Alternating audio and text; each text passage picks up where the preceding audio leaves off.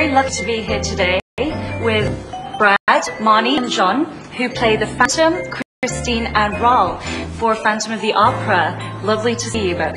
Thank you for having us. Great. Now tell me about the role of Phantom. How does it challenge you, unlike other roles that you have played?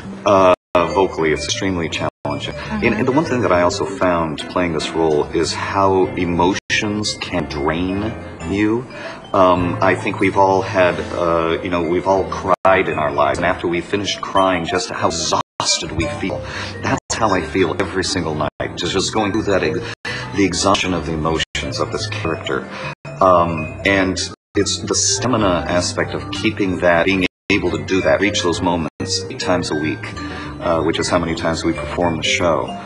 That's the most difficult aspect of this particular role compared to other roles that I've played. How have the audience reactions differed with the different countries that you've been in? It's true to say that each country has a different sort of feel, the audiences, but each night is different. For instance, the other night we were getting ready to go on stage, and the audience was absolutely silent. And normally there's chit-chatter and, talking and everything, and for some reason that night everyone was just like really vibed to watch it. So some nights they, crazy applauding. Some nights they wait until the end and then they go crazy. Every audience does have its own personality, and it isn't, and it does.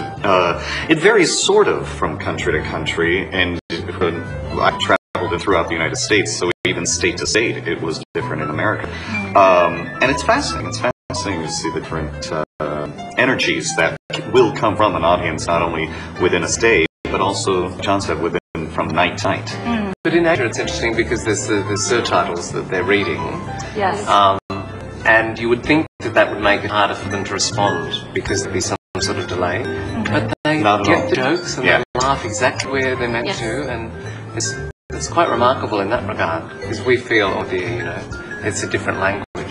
All of the Asian countries that we've been to, and certainly Hong Kong, handle it. Oh yeah, especially Hong Kong. Hey, have there been any technical difficulties in this production? Because The Phantom is supposed to be a haunted musical. So have there been any strange happenings on set? My dress came unhooked in the last scene the other night, but I don't think any Phantom had anything to do with that. Or it did. Things like that happen all the time. It's funny that's the beautiful thing about live theater. I think things happen almost every night, and we're just so used to covering them and going through and making. But something, people will say, "So what happened tonight?" And I gotta think hard of what things happen. But pretty much, we will have something happen. Something's left on stage. Something just doesn't have to come out fast enough. That's the beauty of live theater, and our job is to continue what we do and not let the audience have a clue to anything being slightly different. Brad, you play Phantom, and John, you play Raoul. Have you ever played each other's roles? So he's played Raoul. I have. Right, okay. I haven't played the Phantom. But I have played Raoul in the Phantom. And how does it compare to the Phantom? Which do you prefer? Let's see, Phantom of the Opera.